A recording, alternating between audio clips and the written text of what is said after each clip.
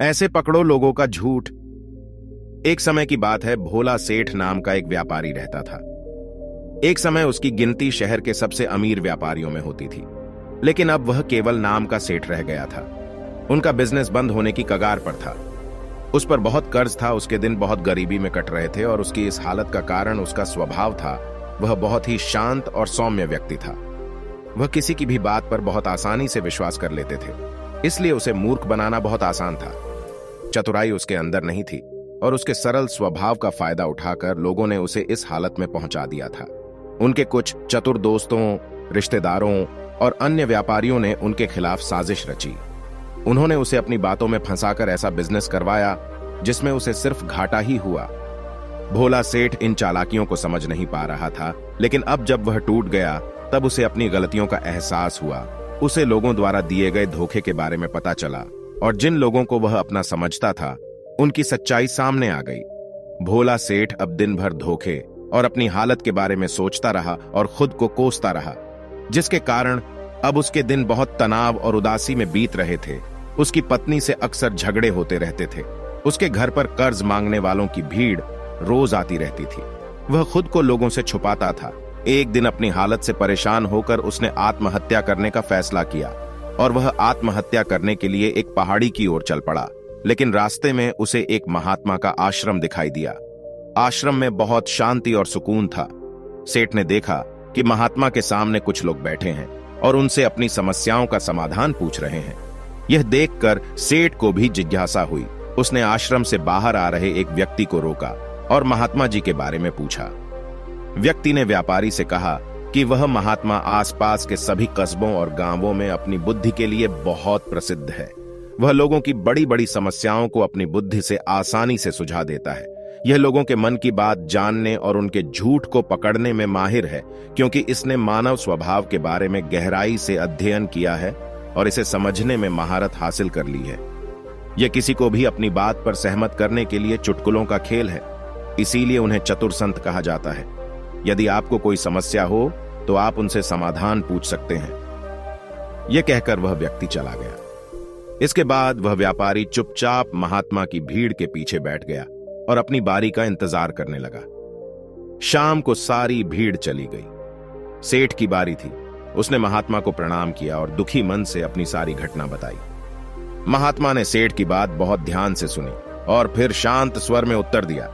इंसान को इतना भोला नहीं होना चाहिए कि हर किसी की बातों पर विश्वास कर ले और जो दूसरे लोग कहें वही करना शुरू कर दे। व्यक्ति के अंदर थोड़ी सी समझ और चतुराई का होना बहुत जरूरी है। इसलिए नहीं कि वह दूसरों का फायदा उठा सके या उन्हें बेवकूफ बना सके, ताकि वह खुद को दूसरे चतुर लोगों की चालों से बचा सके, खुद को नुकसान से बचा सके और दूसरे जरूरतमंद लोगों की मदद कर सके। आज मैं आपको समझाऊंगा कि आप लोगों से जो चाहते हैं वह कैसे प्राप्त कर सकते हैं।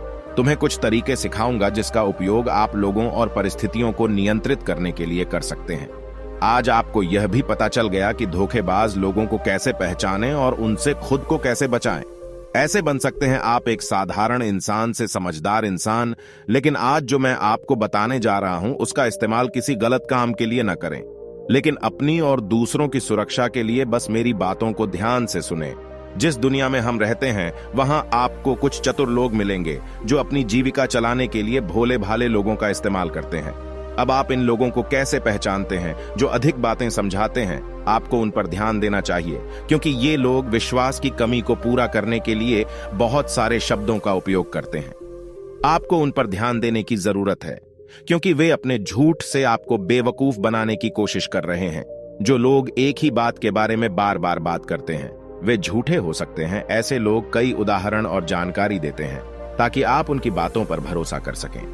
जिस व्यक्ति से आप बात कर रहे हैं उसे जानने का असली तरीका यह है कि आप जो भी कहते हैं उसे दोबारा सुनें। जिस तरह से वह अपनी कहानी बताता है उससे आपको पता चल जाएगा कि वह सही है या नहीं। जब आप उसे दोबारा सुने तो उस पर ध्यान दें, दोनों बार एक ही कहानी या नहीं। दूसरी बात, यदि आप किसी ऐसे व्यक्ति को जानते हैं जो दूसरों से झूठ बोलता है तो कभी भी उस पर भरोसा न करें, क्योंकि जो व्यक्ति दूसरों से झूठ बोलता है वह निश्चित रूप से आपसे भी झूठ बोलेगा।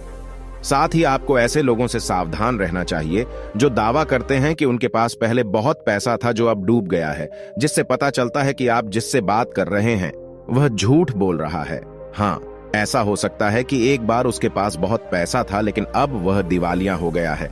बुद्धिमानी इसी में है कि ऐसे व्यक्ति को कभी भी पैसों से समझौता नहीं करना चाहिए। जो व्यक्ति खुद पैसों को संभालने में कमजोर हो, उस व्यक्ति से सलाह लेना बुद्धिमानी नहीं है। आपको अयोग्य लोगों से भी सावधान रहने की आवश्यकता है, क्योंकि यदि कोई व्यक्ति महत्वपूर्ण चीजों की देखभाल करने में सक्षम नहीं है, तो ऐसे लोग अपने व्यवसाय या काम को संभाल नहीं सकते हैं। एक सच्चा समझदार व्यक्ति अपनी जरूरी समस्याओं पर अधिक ध्यान देता है, बेकार चीजों पर नहीं। एक और जो व्यक्ति हर समय अपनी बात दोहराता है और बात बात पर कसम खाता है, वह व्यक्ति झूठा होता है। इसलिए ऐसे व्यक्ति पर कभी भी भरोसा नहीं करना चाहिए। दूसरी बात, अगर आप सोचते हैं कि किसी व्यक्ति के साथ अच्छा व्यवहार करें तो आपको हमेशा अपनी इच्छा के अनुरूप परिणाम मिलेगा, तो आप गलत हैं। आपको एक बात याद रखनी चाहिए कि लोग वही चाहते हैं जो उन्हें कभी नहीं मिल सकता। इसलिए यदि आप ऐसा चाहते हैं, किसी भी काम को पूरा करने के लिए आप उसे बार बार आश्वस्त करें कि आप उसे वह हासिल कर सकते हैं जो वह खुद नहीं पा सका। इसे और अधिक प्रभावी बनाने के लिए आपको 2 नियमों पर ध्यान देना होगा। पहली बात, जिस व्यक्ति को आप अपने वश में करना चाहते हैं, उसे वह दें जो वह चाहता है। हासिल करें। दूसरा, उस व्यक्ति को तब तक देखें जब वह आपके नियंत्रण में आ जाता है। तो देखिए, कितना दुख होता है जब आप उसे वह देना बंद कर देते हैं जो वह चाहता है, जब भी आपको लगता है कि वह आपको हल्के में ले रहा है।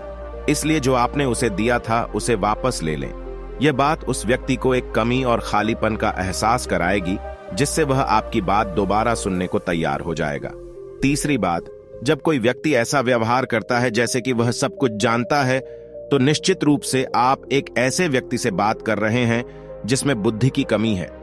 सच तो यह है कि जो व्यक्ति यह मानता है कि वह कुछ नहीं जानता, वह अंततः सबसे बुद्धिमान होता है और जीतता है। यदि आप अपने आसपास के लोगों और स्थितियों पर नियंत्रण रखना चाहते हैं, तो सबसे अच्छा तरीका विनम्र और नम्र होना है। इससे पता चलता है कि आप बाहर के लोगों से झगड़ा नहीं करना चाहते हैं। अपनी शारीरिक भाषा को विनम्र रखें। एक बार जब लोगों को पता चल जाए कि आप बहुत कुछ जानते हैं, आपकी सफलता और विफलता का उपयोग आपके विरुद्ध किया जाएगा। आपकी असफलता पर आपका अपमान होगा और आपकी सफलता पर लोग आपसे नफरत करने लगेंगे। और जब आप लोगों के सामने यह दिखाते हैं कि आप सब कुछ जानते हैं, तो लोगों को समझाने की तरकीब अधूरी रह जाती है। लोग आप पर उनका उपयोग करने का आरोप लगा सकते हैं और वे आपको अपनी योजना के साथ आगे बढ़ने का मौका दिए बिना ही मना कर देंगे। लोग हमारे निर्दोष, अज्ञानी और विनम्र होने के कारण हम पर संदेह नहीं करते हैं कि हम उनसे काम ले रहे हैं। जो व्यक्ति अपनी भावनाओं और जज्बातों को छुपाने में माहिर होता है, वह दूसरे लोगों को आसानी से अपने वश में कर सकता है। जब लोगों को लगेगा कि आप विनम्र हैं और झगड़ालू स्वभाव के नहीं हैं, तो वे आगे आकर आपकी मदद करना चाहेंगे और शायद तब वे आपको अपने बारे में जानकारी देंगे जिसका उपयोग आप उन्हें नियंत्रित करने के लिए कर सकते हैं। और वे आपको यह सारी जानकारी देंगे क्योंकि उन्हें यकीन है कि आप उनसे नहीं लड़ेंगे। जो व्यक्ति यह मानता है कि उसके अंदर सुधार की गुंजाइश है, तो उसके सफल होने की संभावना कई गुना बढ़ जाती है। व्यक्ति के अंदर विनम्रता इसलिए भी आती है क्योंकि वह सोचता है कि उसे बहुत कुछ सीखना है। लेकिन जो व्यक्ति यह सोचता है कि वह बहुत कुछ जानता है, वह आसानी से मूर्ख बन जाता है। साथ ही एक गृहस्थ होने के नाते आपको इस बात पर भी ध्यान देना चाहिए कि आपका पैसा कहां जा रहा है, और उस मेहनत की कमाई को तब तक खर्च न करें जब तक आपको उस पैसे के बदले में वह न मिल जाए जो आप चाहते हैं। इसका मतलब यह है कि अगर आप सामान लिए बिना पैसे देते हैं तो धोखा मिलने की संभावना बढ़ जाती है। ऐसा भी हो सकता है कि अगर किसी ने आपका पैसा पहले ही ले लिया है तो वह अपना वादा नहीं निभाएगा। इसलिए सुरक्षित रहने के लिए उस व्यक्ति को पैसे देने से पहले सावधानी बरतें। जो चीज आप उससे पाना चाहते हैं उसे प्राप्त करें। चौथी बात, लोगों को समझाने का सबसे अच्छा तरीका यह जानना है कि आप किसका मन बदल सकते हैं और किसका नहीं। यह 100% सत्य है कि आप किसी के मन को अपने अनुसार तब तक नहीं चला सकते जब तक वह आपको पसंद न करता हो। इसलिए जो लोग आपको पसंद करते हैं और आपका सम्मान भी करते हैं, उन्हें अपने तरीके से चलाने की कोशिश करें। लेकिन सही चीजों के लिए इस बात का ध्यान रखें। यदि आप किसी ऐसे व्यक्ति के मन में हेरफेर करने का प्रयास करते हैं जो आपको पसंद नहीं करता है, अगर आप मुझे पसंद करते हैं तो आपका सारा समय और धैर्य बर्बाद हो जाएगा। इसके अलावा जब भी आप ऐसे व्यक्ति को बदलने की कोशिश करेंगे तो वह आपसे बहस करेगा। चाहे आप कुछ भी करें, आप कभी भी ऐसे व्यक्ति के मन को नहीं बदल पाएंगे। आपको अपनी बहस शुरू होने से पहले ही प्रयास करना बंद कर देना चाहिए और याद रखना चाहिए कि केवल आप ही उन लोगों को बदल सकते हैं जो आपको पसंद करते हैं और आपका सम्मान करते हैं। इसीलिए यदि आप किसी को बदलना चाहते हैं, पहले इसके साथ अच्छे संबंध स्थापित करें और इससे मित्रता करें। इतना कहकर महात्मा कुछ देर रुके और फिर आगे कहने लगे, अब मैं तुम्हें कुछ ऐसी तरकीबें बताऊंगा जिनका प्रयोग करके चतुर और धोखेबाज लोग दूसरों को मूर्ख बनाते हैं और उनका गलत इस्तेमाल करते हैं। पहला तरीका, जब किसी चतुर व्यक्ति को अपना काम निकालना होता है तो वह अपने इरादे पूरी तरह छिपा कर रखता है, अर्थात वह झूठ बोलता है, सबसे महत्वपूर्ण बात छिपाता है और केवल उतना ही कहता है जितना वह चाहता है कि हम जाने। दूसरा तरीका, एक व्यक्ति जो चतुर है और दूसरों को गुमराह करना चाहता है, वह जितना संभव हो उतना ध्यान अपनी ओर आकर्षित करना चाहेगा, क्योंकि इस तरह वह किसी समूह का सबसे महत्वपूर्ण हिस्सा बन सकता है, दूसरे लोगों को गुमराह कर सकता है या अपने फायदे के लिए आपके कमरे का इस्तेमाल कर सकता है। तीसरा तरीका, जो व्यक्ति लोगों को गुमराह करता है वह अच्छी तरह से जानता है कि लोगों की भावनाओं के साथ कैसे खेलना है। वह अलग अलग मौकों पर अपने लाभ के अनुसार अलग अलग भावनाएं व्यक्त करता है, लेकिन केवल दिखावा करने के लिए। कभी कभी वह बहुत क्रोधित होगा, कभी कभी वह बहुत विनम्र होगा, कभी कभी वह बहुत मिलनसार होगा और कभी कभी वह बहुत उदास रहेगा। जिस व्यक्ति से उसका काम निकलेगा वह उसके साथ वैसा ही व्यवहार करेगा। चौथा तरीका, धोखेबाज व्यक्ति सिर्फ अपने लिए सभी की सहानुभूति पाने की कोशिश करता है। सभी उसे सबसे गरीब समझते हैं। उसे इस बात से कोई फर्क नहीं पड़ता कि आपकी समस्या कितनी बड़ी है। आपको हमेशा यह महसूस कराएगा कि उसकी समस्या आपसे बड़ी है और वह आपसे ज्यादा परेशानी में है, इसलिए आपको उस पर दया करनी चाहिए और उसकी मदद करनी चाहिए। पांचवां तरीका, एक चतुर व्यक्ति जो आपको नियंत्रित करना चाहता है, उसकी अपनी इच्छा के अनुसार आपको यह सोचने पर मजबूर कर देगा कि वह आपके जीवन का सबसे महत्वपूर्ण व्यक्ति है। आप इसके बिना काम नहीं कर सकते, लेकिन वास्तव में ऐसा नहीं होता है। वह आपको सिर्फ यह आश्वासन देता है कि आप उसके बिना जीवन की कल्पना नहीं कर सकते हैं। इस तरह जितना अधिक आप उन पर निर्भर होते जाते हैं, उतना ही अधिक उनका आप पर नियंत्रण बढ़ता जाता है और वे आपसे अपना काम करवा लेंगे। छठा तरीका, एक चतुर व्यक्ति हमेशा यह कोशिश करता है कि किसी भी बड़े काम का श्रेय हमेशा उसे ही मिले। तारीफ तो उसकी ही होनी चाहिए, चाहे कोई कुछ भी करे, लेकिन तालियां सिर्फ उसके लिए हैं। इसलिए वे ज्यादा से ज्यादा लोगों का ध्यान अपनी ओर आकर्षित करना चाहते हैं। अधिक से अधिक लोगों को अपने साथ जोड़ने के लिए चतुर लोग अक्सर सबसे कठिन काम दूसरों को सौंप देते हैं और आसान काम अपने पास रख लेते हैं, लेकिन सारे काम का श्रेय खुद लेने की कोशिश करें। सातवां तरीका, एक धोखेबाज आपका सबसे अच्छा दोस्त होने का दिखावा करेगा। वह दिखाएगा कि आपका उससे बेहतर दोस्त नहीं हो सकता। इस तरह से आपके सभी रहस्य जानने की कोशिश करेगा और गलत पर समय वह उनका उपयोग आपके खिलाफ करेगा। इसलिए अपने रहस्य बताने से पहले 10 बार सोचें, क्योंकि दुनिया में सबसे खतरनाक चीज एक धोखेबाज दोस्त है। इसलिए यह पहचानना सीखें कि कौन दोस्त है और कौन नहीं। आठवां तरीका, अधूरी जानकारी दें।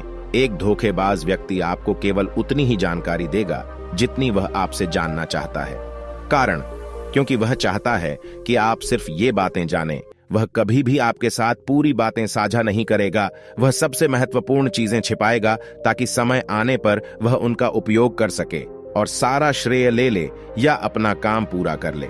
9वां तरीका, एक चतुर व्यक्ति कभी भी अपनी बात पर कायम नहीं रहेगा। समय आने पर वह अपनी बात से मुकर जाएगा। इसका कारण कुछ भी हो सकता है। या तो वह चाहता है कि आप ऐसा न करें, या वह जानबूझकर ऐसा कर रहा है। यह उसकी मंशा पर निर्भर करता है।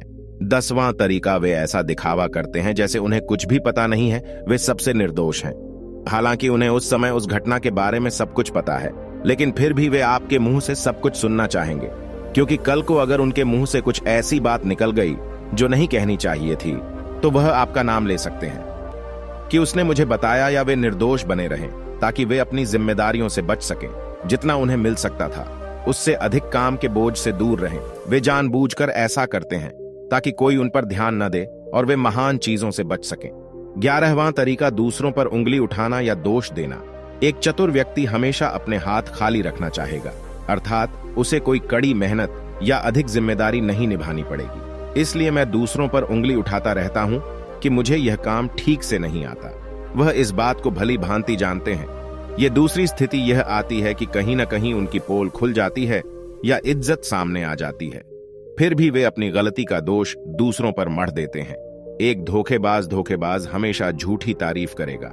वह केवल वही कहेगा जो दूसरा व्यक्ति उससे सुनना चाहता है, और वह ऐसा तब तक करेगा जब तक उसका काम पूरा ना हो जाए। इसके बाद वह लोगों के सामने उसी व्यक्ति की आलोचना करेगा और उसकी कमी को 13वां और आखिरी रास्ता बताएगा।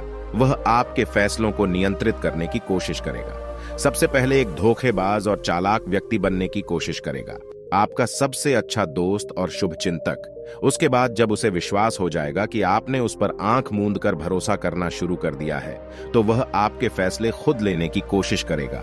वह आपको यह महसूस कराएगा कि उसने आपके लिए जो फैसले लिए हैं उससे आपको फायदा होगा। समाप्त। चतुर व्यक्ति को फायदा होने वाला है। तो ये थे वो तरीके जिनसे आप लोगों को अपनी बात मनवाने के लिए इस्तेमाल कर सकते हैं और चतुर और धोखेबाज लोगों की पहचान करके उनसे बच सकते हैं। भोला सेठ को सभी उत्तर मिल गए। उन्होंने महात्मा को उनकी बहुमूल्य जानकारी के लिए धन्यवाद दिया और अपने घर वापस लौट आए। दोस्तों, आशा है कि आपको यह वीडियो पसंद आएगा। अगर आपको हमारी यह वीडियो पसंद आई हो तो वीडियो को लाइक करें और ऐसी ही वीडियो देखने के लिए चैनल को सब्सक्राइब कर लें।